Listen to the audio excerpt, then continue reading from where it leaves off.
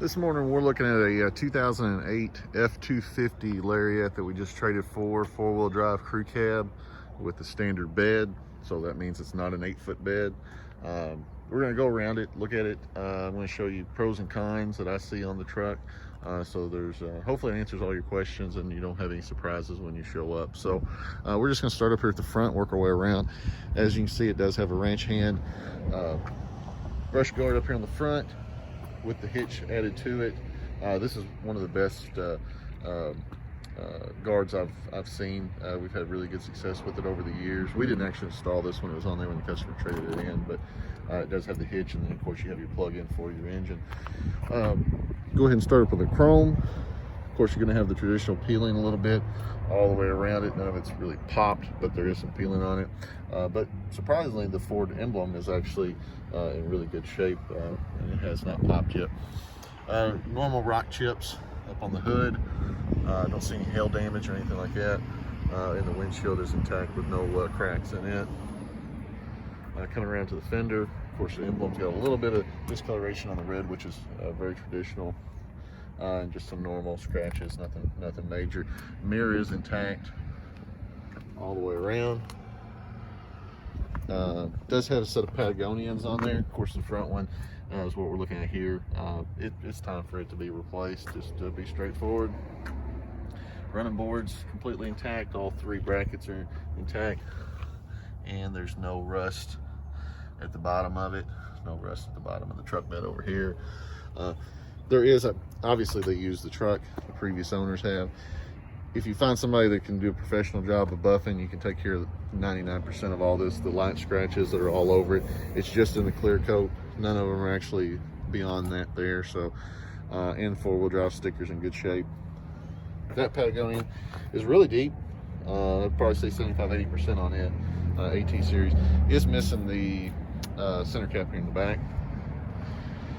Coming around to the tailgate, same way. Like I said, the entire bed of the truck has got that fine scratch all the way around it. It just needs to be polished up. The rear bumper has have an impact on it right there. It does have the sensors here in the back too, and the tailgate step, as you can see right there. Sprayed in bed liner. All in all, it's good shape. Maybe a couple little gouges there, but nothing major. He had a little camper hook up there for a fifth wheel or gooseneck for lights, and sliding rear glass. Bed over here, normal rock chips, a few little scratches. Once again, that Patagonian, 75-80% on it, and missing the center cap on the rear. Like I said, right here's a little bit of wear, but majority of that would wet sand and polish out. Go ahead and look on the inside while we're here. Floor's in good shape. All we've done is vacuumed it out, wiped it down. Doesn't show any kind of like major leaking or anything. Looks like something maybe had one point in time had leaked back here, but it's not wet right now. Normally this is the third brake light, and you usually just reseal it and put a new light in there. So you fold down underneath there, make it one flat surface, is all intact. Door panels are in good shape. Very little fading all the way around on the door panels. You're usually going to find a lot of fading, but very little fading all the way around. Keypad, a little bit of fade on it, nothing major. Running board over here is good. There's one spot right here and one spot right there. Looks like something was probably wedged in between there, stick or something like that when they opened the door. And the headlights got a little bit of discoloration, but not really bad for the year and the miles of the truck.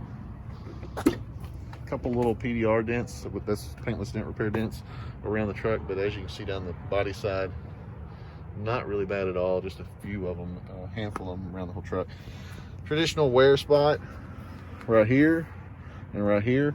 Bolster's in good shape, but it does have one cut right there, and then, like I said, starting to fray a little bit there. Also another one where everybody puts their elbow, a little breakdown there. Power windows, power locks. Everything seemed to be working on the truck. Go ahead and start it up, and that way you can hear it run. Of course, it's a 6.4, 221,000.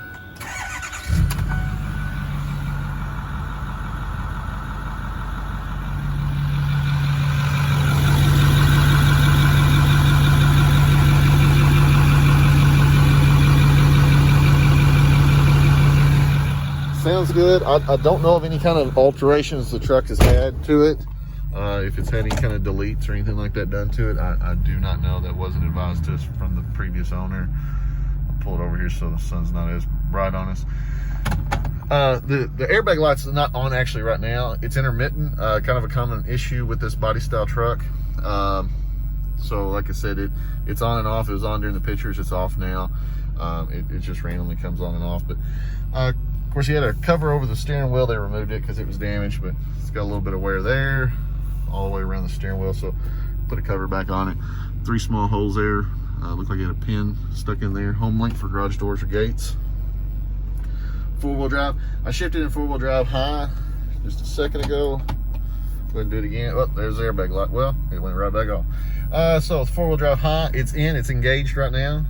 Airbag lights coming on and off. So, but like I said, it's I can't guarantee you that it's always going to work, but it's working right this second. And there's no check engine lights or anything like that on.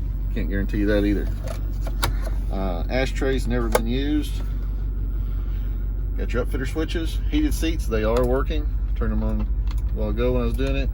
And instead of having the, you know, like nowadays you have 3 settings, you're just going to have on and off on these. So dual climate control. It was working. Yep, it's still working a while ago. It was working now. 6-disc CD changer. Not sure if the changer works. I don't have CDs anymore, but the radio is working properly. Your line input there. Cup holders are not broken, which is pretty common on those to be broken. Console is actually very clean, and you have your input down there for power. Owner's manual, original one, is in there with the card for the original door code. Mirror is intact, not broken, and the light actually works. Pretty uncommon in your truck on both of them to be ready and working. So if you got any questions, this is not a wonder truck. I always try to stress that to people. When you're looking at 200,000 mile diesel trucks, it's very hard to find a truck that's not going to need some form of service or some form of care that's been done to it.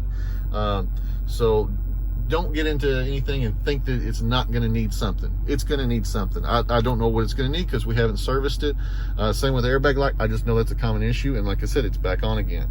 So sometimes it's shorts in the wiring, sometimes it's the circuit itself, sometimes it's the sensors. But same with 4-wheel drives. They'll work one time, and then a vent tube will pop off or break, and then you got to replace it to get the 4-wheel drive to work again. So I just like to be upfront with everybody and not think that this is a unicorn, one of a kind that will not have any issues. So like I said, it hasn't been serviced. It has been lightly detailed. Could use a really good polish on the outside, and really the whole truck would stand out really strong on the outside with no rust and just a few chips, normal chips around it. So got any questions, don't hesitate. 270-247-9300 or go to purchaseford.net. Thank you.